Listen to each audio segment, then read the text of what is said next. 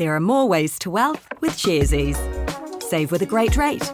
Insure your car with no worries. Or join a Kiwi Saver scheme with real choice. It's your wealth, your way. Do more with Sharesies. The month was February, the year was 2020, you may remember it, and I got the white envelope. The white envelope of doom that you always hear about, and it actually is a real thing. Yeah, I like to give things a crack. I think that's actually in my nature. The meaning of wealth probably constantly evolves. The older you get, the less it actually becomes about money. Kia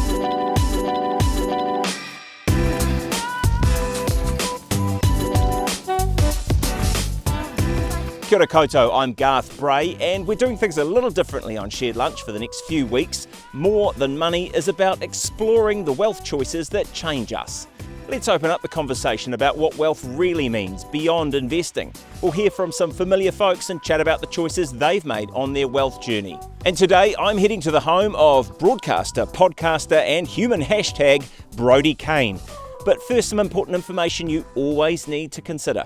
The experiences shared in this episode are not advice or a recommendation or opinion by guests to invest or act in the manner they have. An appearance on this series is not an endorsement by Sharesies of the views of the presenters or guests. They're not financial experts and their views are their own. Brodie Kane, the human hashtag, you are the one who shares your entire life with us. So thank you for sharing a little bit about, I suppose, what wealth might mean. Is this a question you ask yourself now and then? What is wealth? Well, first of all, thank you that I've never been called the human hashtag. So I will be adding that to the CV. Thank you very much.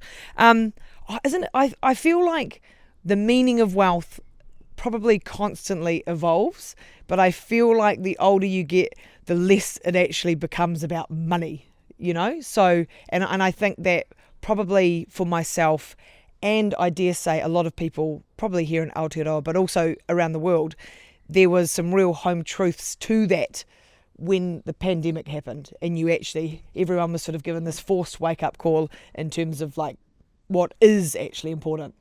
So you've had quite a journey this year, if I can recap for people who haven't been paying attention. I mean, you're back on TV at a time where a lot of people are off TV, and you've bought a house, so you've stepped up the property ladder. Mm-hmm. You're really making a go of it this year, aren't you? Yeah, I think it's funny, isn't it? I've been self-employed now for 4.5 years, and this is the first year that I have felt like a sense of feeling settled in a space, which has meant that, you know, the previous 3 years have been quite challenging in many ways.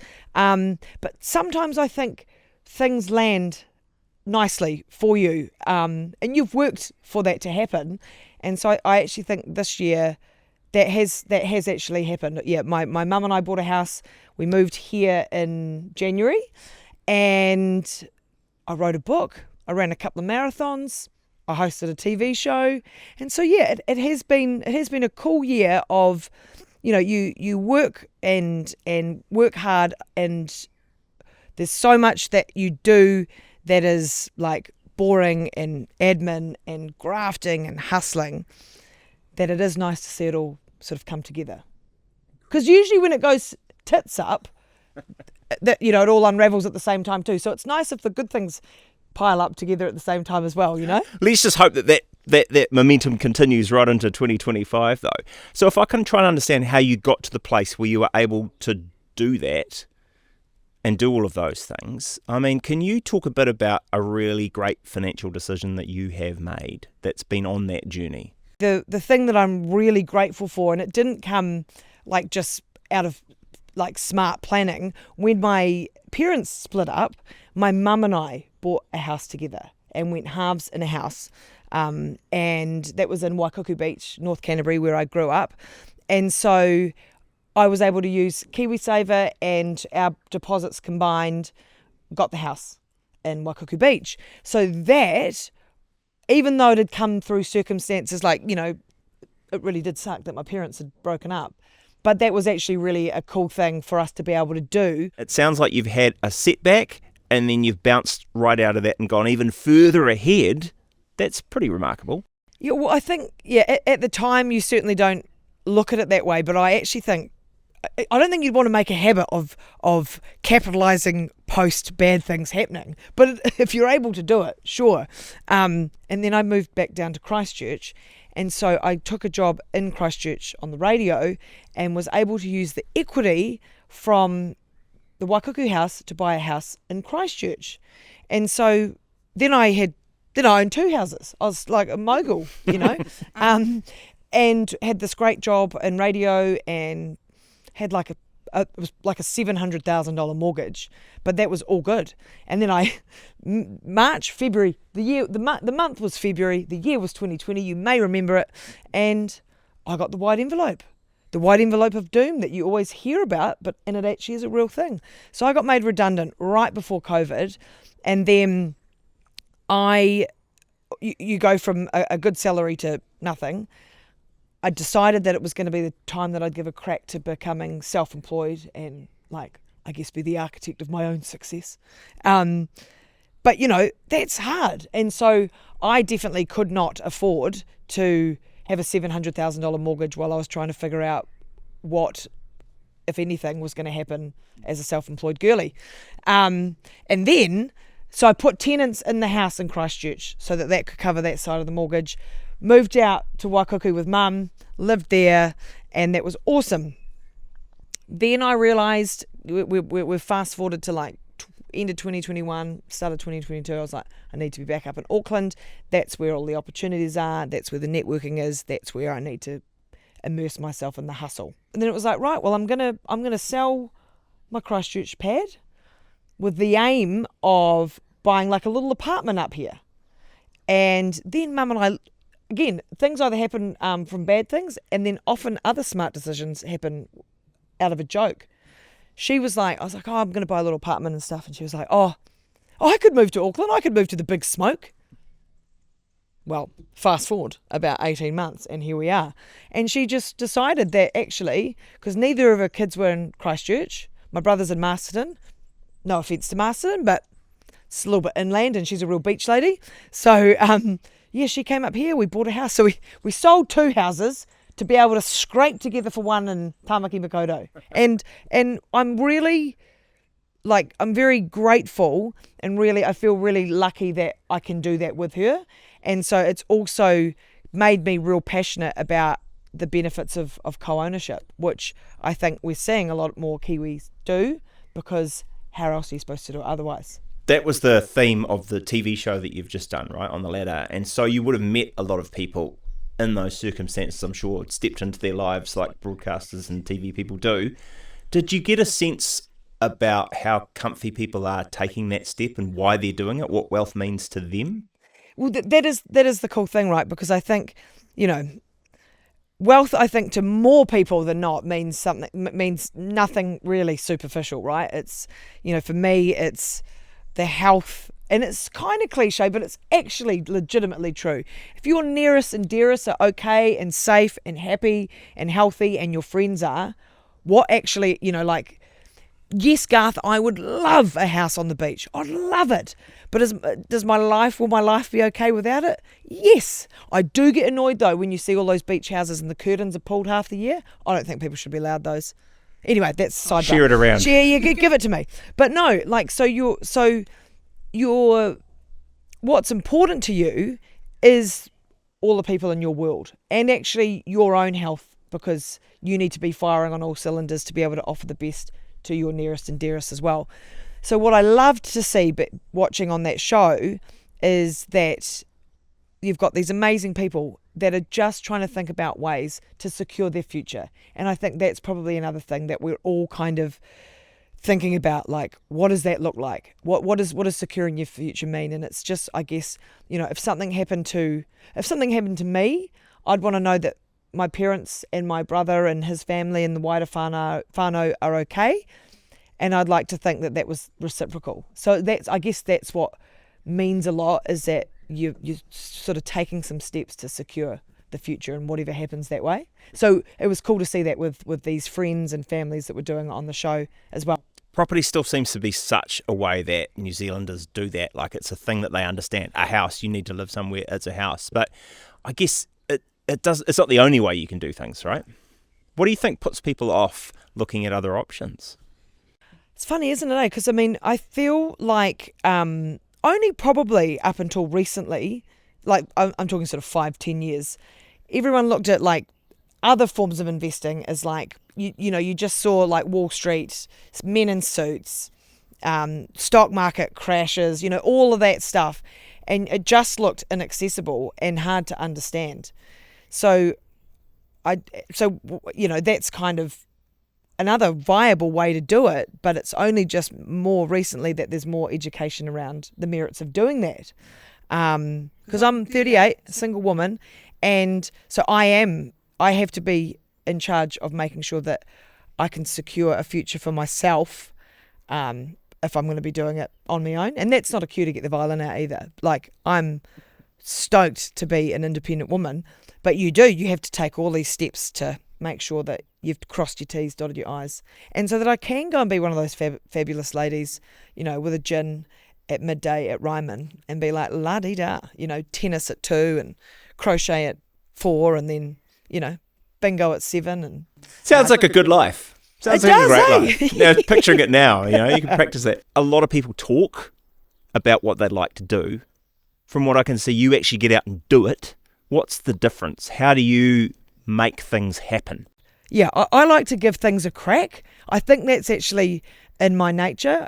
And I don't think, like, people, when you get that cliche question like, do you have any regrets? I'm like, I don't think so, because I'm not scared of when something goes wrong.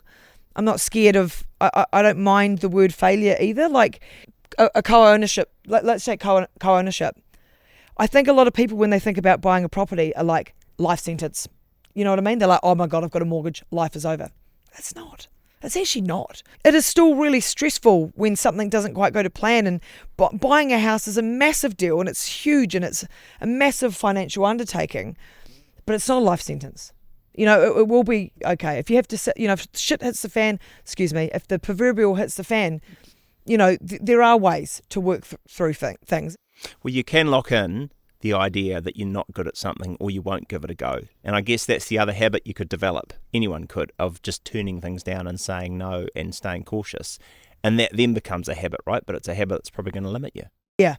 Yeah, I think you play to your strengths, own your weaknesses, but also dabble in the middle too as well. Like I think every adult should have something that pushes them out of their comfort zone. It's not necessarily a space you want to sit all the time, but I feel like if you have something, and I'm not like, yes, cool, mine's marathons and ultramarathons and stuff, but if every adult had something that just challenges them every once in a while, it actually makes you a better person to be able to handle the other things in your life. So that's another good way to sort of figure out and navigate yourself. Because yes, we do like to do the things that we're good at and that we want to make life as easy as possible for ourselves, but it is good to have things that challenge you and hurt and sort of like play with you mentally so that you can tackle all the other things. So that's a huge part for me, is doing that stupidly long running. Amazing answer. 2025, it's the year ahead of us at this point, and people are sitting there in summertime thinking, what am I going to do differently now? Are you a New Year's resolutions person? Do you sort of set yourself little targets this time of the year and go, I'm going to have a crack at that? I don't necessarily know if I think that they're New Year's resolutions as such, but more things that I'd like to do better. So this time last year, I was so deep in the bowels of burnout. It was an awful, awful feeling. I had a couple of minor health scares, which thankfully just remained those scares. And so that sort of taught me that I had been burning the candle at both ends. And so a couple of my ones from this year were, you need to learn to say no more. You need to be protecting and valuing your time, and stop and smell the roses. Do you know what? I'll probably use the Christmas time, like to use a couple of like decent solid days lying on the beach, workshopping with your mates, like sitting around, you got a chicken sandwich, you've got a couple of ciders or beers, and you've had a couple of days enough to like decompress, and then you start sort of brainstorming with your mates. I think you should also reflect on what you've achieved the year before. So I would like to actually do a little bit of that before I worry about that. The other thing I'm still getting used to being self-employed is I actually don't really know what's on. I've got a couple of gigs locked in already, but at the start of this year, I knew that I would be a published author, but I didn't know that I was going to host a TV show. I didn't know that I was going to sign a commercial partnership with the podcasts. Most of the things I didn't know exactly that I'd be doing, Makes it hard to plan. Yeah, it's kind of fun and it's a little bit terrifying, but you just got to sort of back yourself. Or imagine I'm one of those mates there, or maybe I've got the chicken sandwich or the cider. Imagine I'm one of those mates there with you. What, are you going to set me a challenge? Are you going to say, Garth, be better at this, try have a crack at that, mate, give this a go? Okay, well, I would actually challenge people, my ones from last year, which are be protective of your time. Remind yourself that most people put everyone else before them, and you can do that to a degree, but if you have not focused on your own health and getting yourself into a sort of a good headspace, you actually aren't that much help to the other people. And stop and smell the roses. We go day to day. We're here, there, we're everywhere. We've got to go to the next appointment. We've got to pick the kids up. We've got to drop we've got to do this. We've got to do that. We've got to do that. Stop. Have a moment. And everyone should put something in their diary that is them time. Only them. Put it in the diary, actually put it in the calendar. All my things like running and walking or the beach or anything, they're in the calendar. So they're not negotiable. So when someone rings and says, am I available for that? I'm like, no, sorry, I'm not. Protective of your time and saying no. That's about 10 things, but they're nice little ones. They're achievable. They're all achievable. Brodie Kane, thank you for saying yes to talking to us. Oh, that was a classic one. I was like, it's Garth. I can't say no to Garth. He's an old mate. And thanks to all of you as well for watching and for listening. If you're watching, you're probably watching on YouTube. If you're listening, you'll be on Spotify, Apple, wherever you get your podcasts. If you like what you're seeing and hearing, hey, great, let us know, and let us know what you'd like to hear and see next. For us, that's done. Ko mutu.